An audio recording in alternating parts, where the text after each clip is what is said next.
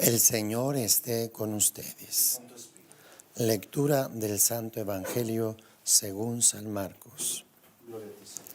En aquel tiempo Jesús comenzó a hablar en parábolas a los sumos sacerdotes, a los escribas y a los ancianos y les dijo: un hombre plantó una viña, la rodeó con una cerca, cavó un lagar, construyó una torre para el vigilante, se la alquiló a unos viñadores y se fue de viaje al extranjero.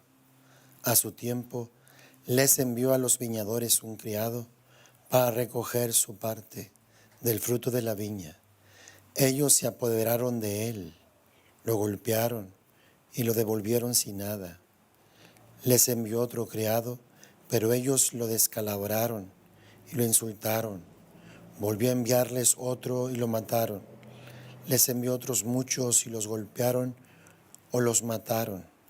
Ya solo le quedaba por enviar a uno, su hijo querido, y finalmente también se lo envió pensando: a mi hijo sí lo respetarán. Pero al verlo llegar, aquellos viñadores se dijeron: este es el heredero, vamos a matarlo y la herencia será nuestra. Se apoderaron de él, lo mataron y arrojaron su cuerpo fuera de la viña. Palabra del Señor. Gloria a ti, Señor Jesús.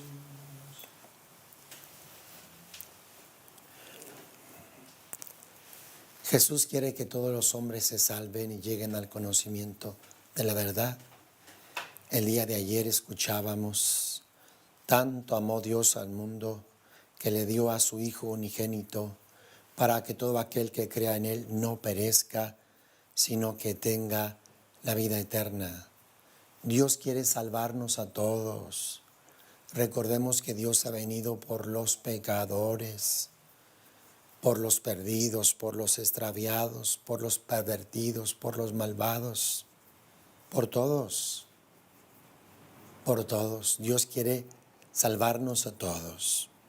A veces pensamos que Dios odia a los que yo odio.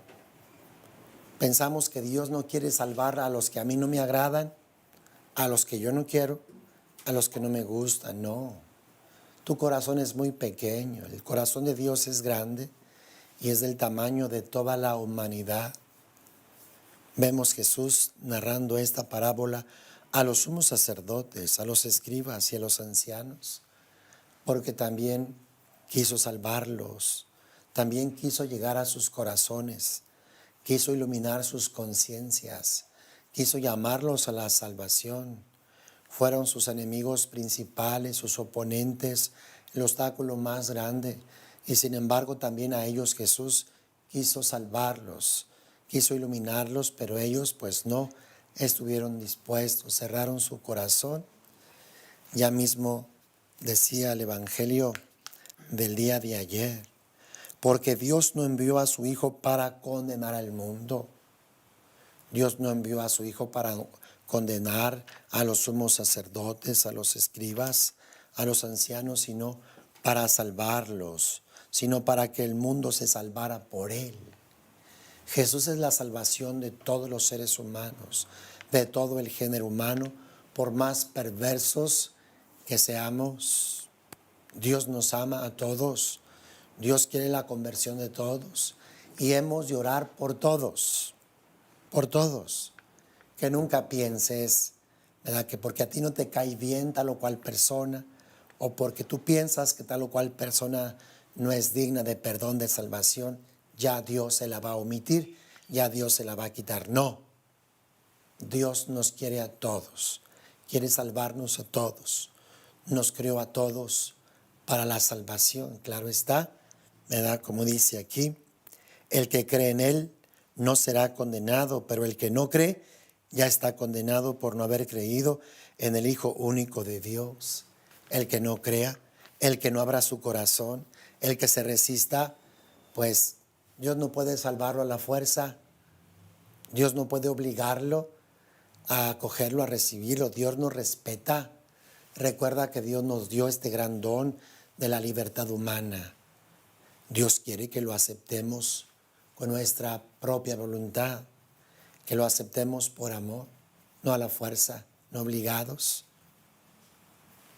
Dios quiere que vengamos a Él libremente. Para eso nos dio la libertad y espera que nosotros optemos y decidamos por Él. Y ojalá que así sea. Esto es lo que Jesús quería, que los escribas y fariseos optaran por Él. Reconocieran que Él era el Hijo de Dios, que Él era el Mesías, el Salvador, pero no.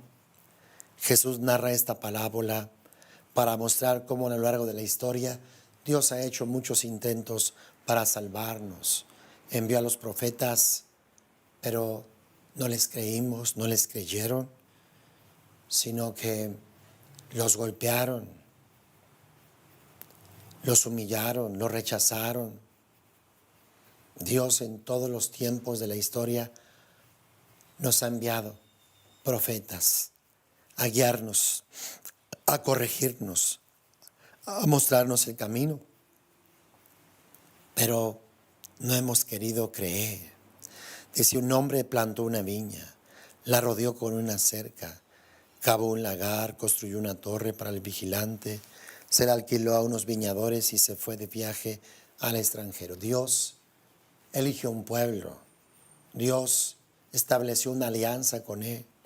Dios le dio una tabla, una ley en tablas de piedra para que observasen sus mandamientos, sus preceptos, sus normas. Pero el pueblo de Israel desobedeció, se rebeló, se extravió, abandonó a Dios. Y Dios envió a sus siervos los profetas para corregirnos, para mostrarnos la luz, la verdad, el camino. Pero los matamos, los aniquilamos, acabamos con unos, con otros. No escuchamos a Dios, no obedecimos a Dios, no fuimos obedientes, no fuimos humildes, sencillos, sino rebeldes, obstinados, queriendo hacer nuestra voluntad. Dice el texto, ya solo le quedaba por enviar a uno, su hijo querido, y finalmente también se lo envió pensando, a mi hijo sí lo respetarán. Pero al verlo llegar, aquellos viñadores se dijeron, este es el heredero, vamos a matarlo y la herencia será nuestra. Se apoderaron de él, lo mataron y arrojaron su cuerpo fuera de la viña. Jesús fue entregado a la muerte.